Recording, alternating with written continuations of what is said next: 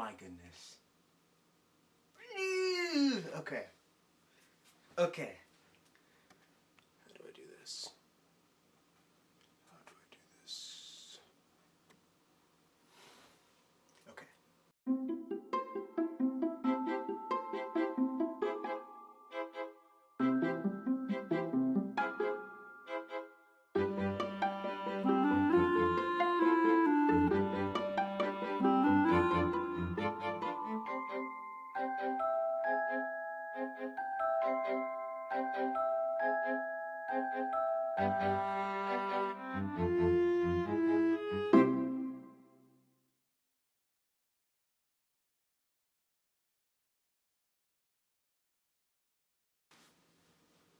Okay. Hello. So this is my first video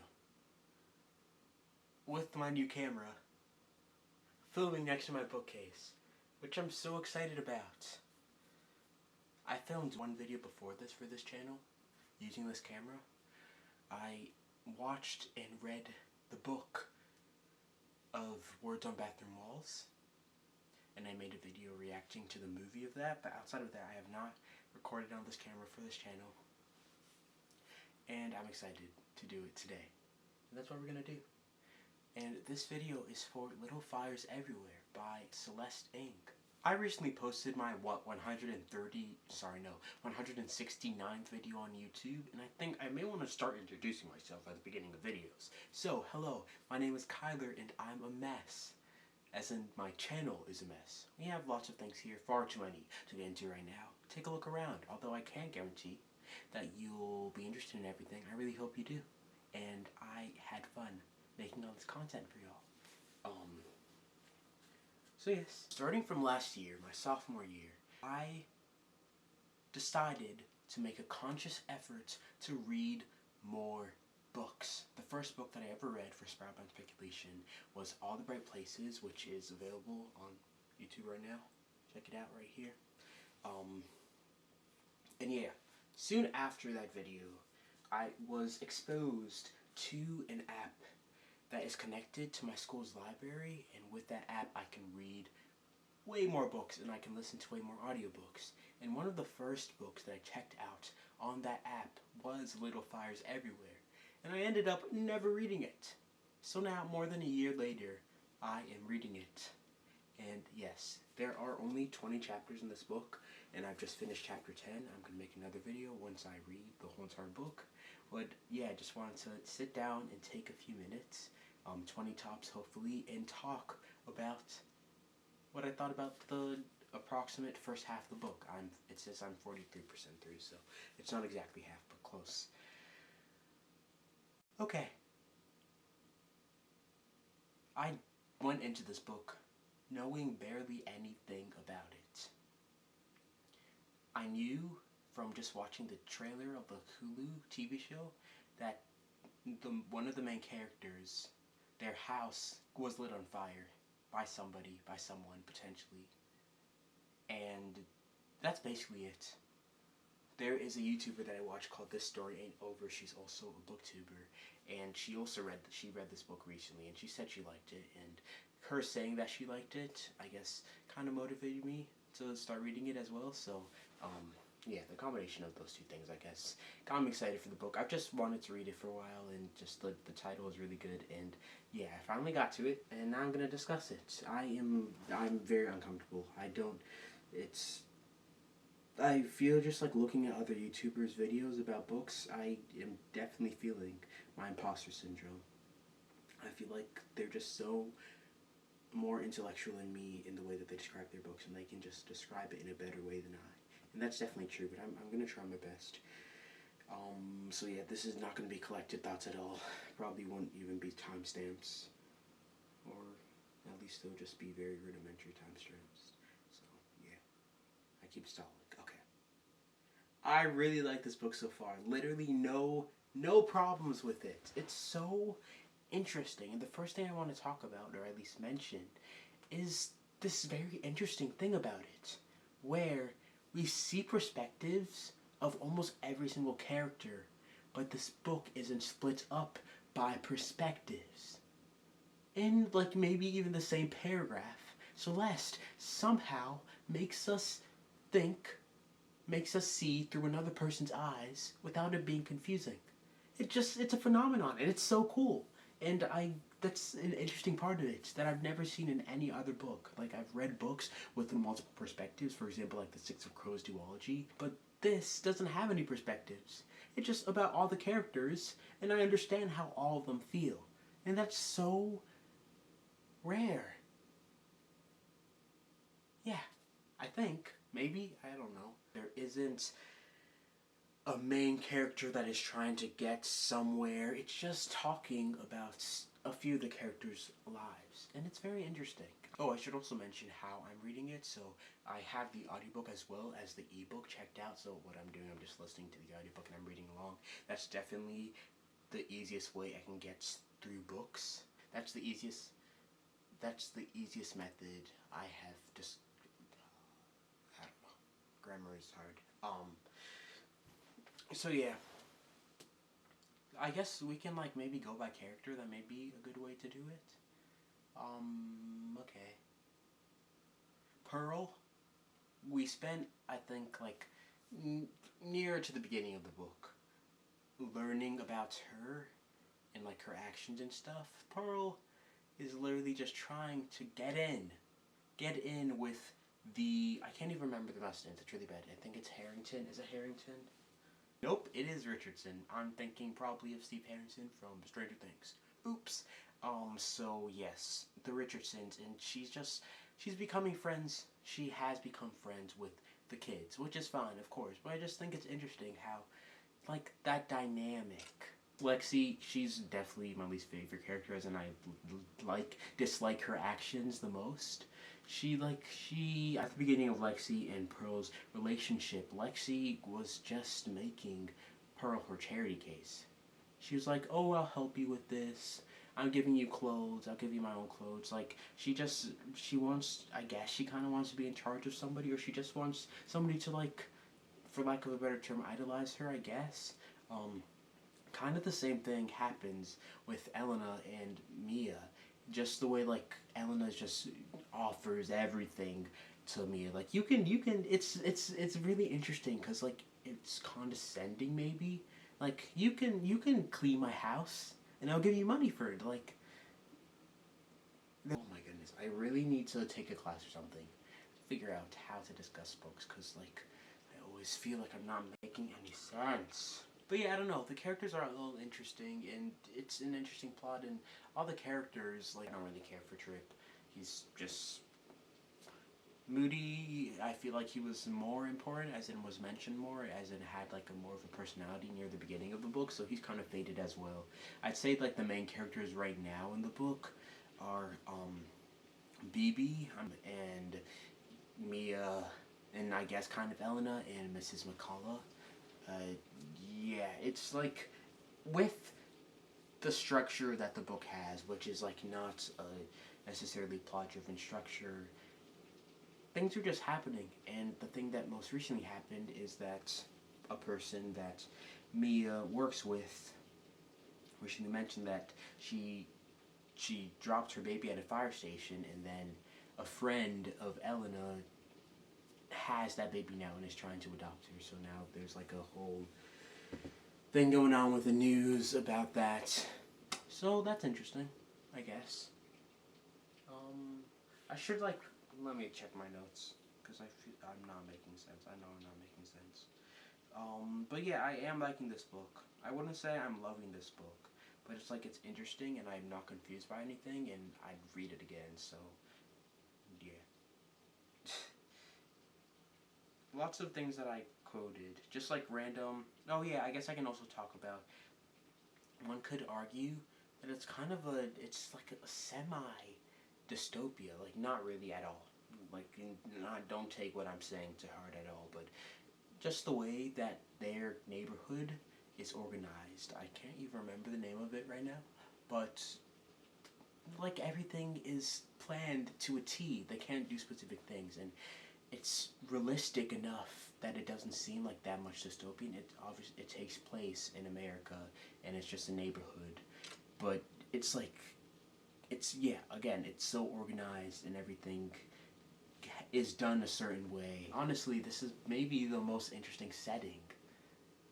A setting in the book that's like interesting to me. Usually settings with like too much setting work and too much description or whatever, usually I get bored, but this is so interesting, I don't mind it at all. I was gonna do characters, I literally forgot about that. Moody, yeah, I'm sorry, his sister literally stole Pearl from him. Not that Pearl was an object or anything, but like, they were friends and then Pearl seemed to basically forget about him. Izzy is very interesting, I don't know, it's interesting, I like mother and daughter relationships. Whatever that means, interpret that as you will. Mrs. Richardson and Izzy, how they interact is interesting, and like how Izzy is literally the actual black sheep of the family, how her family literally just ostracizes her outside of Mr. Richardson. I wonder if that actually happens in families. It's like, this is a realistic fiction story, I'm pretty sure, but there's some aspects of it which I'm like, does this really happen? But also, like, I can imagine it happening, and it's realistic enough that I can imagine it happening. I don't know if I'm making sense. Probably not. If I get a chance to watch the TV show, that'd be really great. I feel like the book itself isn't that long, and I'm wondering what they do in the TV show, how they make it good. Because I'm pretty sure it's good. I think it has like 79% Rotten Tomatoes, which is not great, but it's fairly up there. And Kerry Washington got nominated for an Emmy for it as well, so it's probably good. I want to watch the TV show, but I don't have Hulu, so. But if I ever get a sponsor, if this channel continues to grow, then maybe I can afford Hulu. You'll be the judge of that. I'm kidding. Do not feel any pressure to subscribe. Really, just only subscribe if you really, really want to. No pressure at all. Really, I hope you don't. I hope you don't. But that's the gist of it. I should have planned more before making this video. But I'm sure once I finish the book, I'll have more to say. And I will try to write notes before I make the video that time. I'm so happy with the setup. It's making me smile. It looks so cool. I have a camera now, and I'm so happy about it, and I'll be using it in almost every video, and I hope this will make my channel get more views, because it looks more professional. So, I've heard that's something that people like. And I do have a ring light. It's just downstairs in the basement, so I don't have it with me, but in the future I'll probably use that as well. Yeah, it takes such a long time to upload these videos, so I should probably finish now. Plus, I don't have anything else to say, so thanks. I will see you after I finish the whole entire book. I'm so excited. I can't believe there are only 20 chapters. A lot has happened, but again, I've only read 10 chapters. Hello. I finished Little Fires Everywhere by Celeste Ng today. My original plan when I started making conscious efforts to try to read more books during the school year. The first clip that I made for Sproutbound Speculation was, I believe, filmed on September 9th, or September 6th, or September 12th. It may have been, I think it was actually September 12th of 2021. And I said in that video, I'm pretty sure, that I was trying to read a book a week. I am trying to get back into that habit, but unfortunately, I already brushed up, and this took me 8 days, but again, it's totally fine. Only 1 day off, so. And I finished it, and I'm going to talk about it. Honestly, the last clip that I filmed, I don't know if this is popular opinion, but I think it was kind of a bust, because I wasn't really talking. I didn't know what to say. And thinking about this, you know what? I mentioned, I'm pretty sure, that I wanted to write notes before I filmed the video so I can reference them and know exactly what I want to talk about. So I'm actually going to do that before I make this video. I'm going to write a few notes down, so I'm going to do that, and then I'll be back. Sound good? We can do transition. Why not? Let's see. We're going to eventually have to learn how to do transitions with this camera, so. I just thought you may appreciate a change of scenery. We've been with that boring background for a while, for multiple videos, so I just thought I'd change it up. So yes, I took a few minutes and I wrote down all the notes that I wanted to mention, the things I wanted to mention for Little Fires Everywhere. But it is actually the next day because I just didn't only write the notes and I just got distracted. But I'm back and it's the next day and we're discussing. So now it's been 1 day since I finished the book and it's been 9 days since I started the book. And yeah. Okay. I'm thinking it may be true that this book is perfection. Seldom it happens that I can't find a single problem that I have with the book, even in one of my favorite books ever, Perks of Being a Wallflower, which I do have a video about, which you can watch right now. It's not really a problem, but there are like a few sentences I just didn't understand. But that's not the case for this book. Every single thing makes sense. And it's perfect. But the weird thing is, or the interesting thing is, I would not consider this one of my favorite books. Let's sit with that for a few seconds. I think this book is basically perfect, but I wouldn't consider it one of my favorite books. I don't know what that means. Like I've said it before, even if I rate something objectively high, it doesn't mean I love the book. Like, it takes more than a story that makes sense and like an interesting plot to get me to put you on my favorite bookshelf, and this just didn't cut it. But it was still very good, and I'd like to talk about it, and that's why I'm making a video about it. Actually, I didn't know if I was gonna like it this much.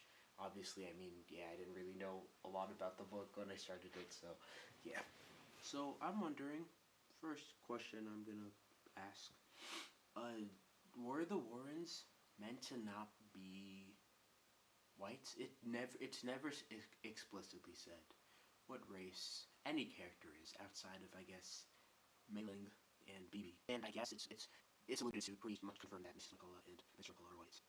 And also like the lawyer or somebody in the court proceedings that always ask them questions. He's Asian. I know that. Outside of that, I'm pretty sure it's never confirmed anybody else's race. So I'm wondering if they were meant to be white or not. I think it definitely works better if they're not white. I mean, the TV adaptation of this book made Mia and Pearl African American, and Kerry Washington literally got nominated for an Emmy for her performance.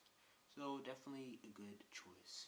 But I also think it'd be interesting if the Richardsons were not Caucasian and the Warrens were Caucasian. Just to like switch it up, I feel like that kind of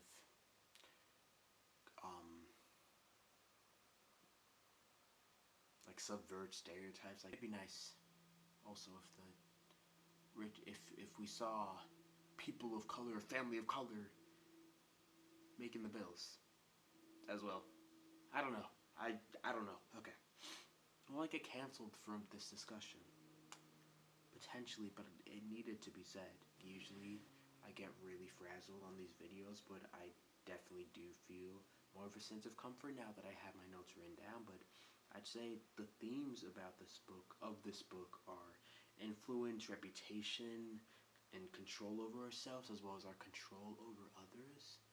Almost something just popped into my head that I didn't write down, but I did think about, and I think I wrote a note about when I was reading the book. It's interesting how we are referred most of the time to Elena, as in like Lexi, Moody, Trips, and Izzy's mother as Mrs. Richardson, but we rarely Mia, the character of Mia, who is Pearl's mother, is rarely called or mentioned written in the book as Mrs. Warren.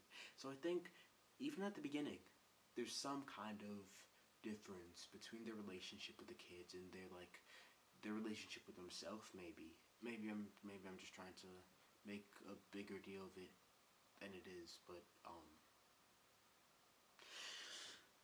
okay. I'm trying to find some kind of thing I want to be doing in these videos whenever I react to books. I had an idea of a most interesting character and a favorite character, so I'd say the most interesting character is really Pearl. I think her story is a little sad. She literally changes herself. It's so the way that she changed. She changed, and it was a big change. So I think she's my most interesting character. And I say my favorite character is Mia, just because she's chill and I feel like she'd be a cool older sister. I guess she was to Warren. But yeah, I don't know. She's just chill. Most of the characters, they do actions that I don't like. And Mia, the only action that I don't like of hers is I guess when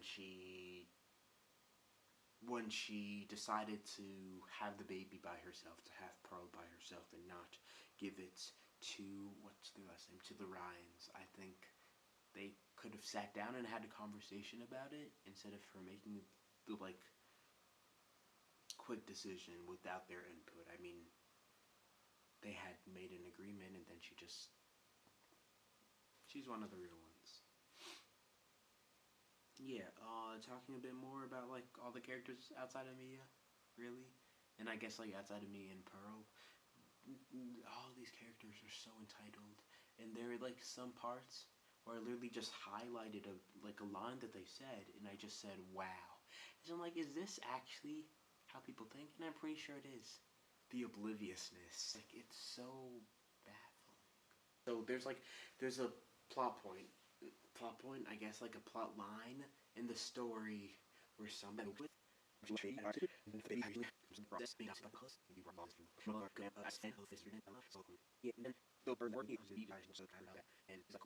there's a small discussion where I think he was a lawyer, was asking the McCulloughs what exposure the baby would get to Chinese culture. He asked them if what kind of picture books they read to her, what kind of dolls that she had, and they answered all the cliche ones. And for the dolls, they just blonde hair dolls. I think they may have mentioned blue eyes potentially. So yeah, that got me thinking. How much culture should we have in our lives? Being a little too honest, probably. I've been insistent in my family not to learn the language that my parents spoke in the place that they used to live in, where they were born in. I know some words, but I've made a conscious effort, and I've said it to them that I don't want to learn the language. And they've mentioned this. I'm probably gonna regret that, because learning languages is cool. And the funny thing is, I literally love Spanish. I've learned it since 6th grade, and it's really, I think I mentioned it maybe in a video, it's literally my favorite language. So it should be my choice. Maybe that's where I'm coming from. I just don't think it should be forced down my throat, and I should be able to choose whether or not I do it. And of course, if you're told to do something compared to choosing it yourself, you're gonna have some more resistance to it, or less interest. It's so important to see yourself in the world, especially in media, especially in kids. Kids deserve to have. Check first time when my memory card ran out. So I'll make this shortish.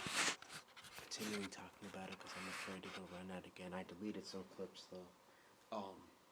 But yeah, just talking about it's important to have some people that you see somewhere else outside of yourself to make sure you know you're not alone. Yeah. So important, so important. Okay. Literally, Bibi is a kidnapper and she got away with it. That's just, wow. Like Bibi, I felt sorry for her when she lost the trial, but kidnapping your your biological daughter, it's definitely out there. When I first heard about Izzy in like the first chapter, and everybody was saying all the people that related to her was like, Izzy definitely did this. She is the person that we hate in this family. She's the worst. I was kind of excited to learn about her character, and I thought she'd be my favorite character, but she did not end up being my favorite character. I feel like she didn't get that much screen time, enough screen time, really, as in page time. Like, she was on it enough. She was on it a lot. She was mentioned a lot, and she had scenes, but, like, I don't know. I guess I don't really see that much depth with her character. I guess. I don't know. I would love to watch the show. Potentially in my library they have like a box set of the season, and I'd love to watch that. Potentially make a video about it in the future. I have yet to make a video where I compare a book and its TV show. I've only done movies thus far, but I'm thinking of potentially starting that. So maybe Little Fires Everywhere will be my first TV book comparison, or maybe not. Who is to say? Series Unfortunate Events. There's a movie starring Jim Carrey, and then there's a TV show starring Neil Patrick Harris, and then there's also a book, which was the original. So, what would I do in that case? I don't know. Maybe I could do like just a triple threat, because I love Series Unfortunate Events, specifically the TV show and the books. I barely remember the movie outside of like the train scene, but and also like the dramatic slap. Yeah. Okay. Okay. So the thing that I remember this book for, because this is what I try to do at the end of videos as well. What I remember this book for is how flawlessly it can change perspectives. How I can understand everybody and not have like a blatant, specific chapter for each character. So that was really cool, and that's probably what I remember most about this book. Now I'm gonna say if I recommend it or not. Maybe I would recommend this book. I think, okay, yes, I would recommend this book because I think it discusses privilege very well. Gave me some exposure to like different socioeconomic. If I recommend a book, I try to think if it will change your life, or you'll think about it like way after you finished it. And like for this book specifically, I don't think I'll think about it often after finishing it. So like, but I still think it's worthy reading because it's really interesting. So yeah, I recommend it. Celeste Ng is potentially one of my favorite new authors. Like the way that it was written was seamless. Even if I don't love the book as by itself, and even if I don't consider it one of my favorite books, the way that it was written was great. And there's a book that I did want to read by her called Everything I Never Told You, so I'll probably read that in the future. And I think she also recently put out a new book. But yeah, those are all my notes for Little Fires Everywhere, and I think I'll stop the video now. But thank you so much for watching this video. This is the return of me making a video specifically for one book. I have not filmed a video where I did this, where I reacted to one book and one book only in so long. I'm so happy I'm getting back into this. A book I'm currently reading is called The Plot by Jean Hanf. I can't remember. Karites, maybe? I'm sorry, I literally can never remember her name, and it's pretty bad. But I think that's going to be a shorter video because I have less to say than the Little Fires Everywhere. But you didn't ask about that, so I just wanted to tell you that that's a video to look out for. But yeah, thank you so much for watching this video. Be sure to like and subscribe. Share this video if you like. Comments down below if you watch the TV show, if you like the TV show, if you recommend the TV show. Comment down below if you want to.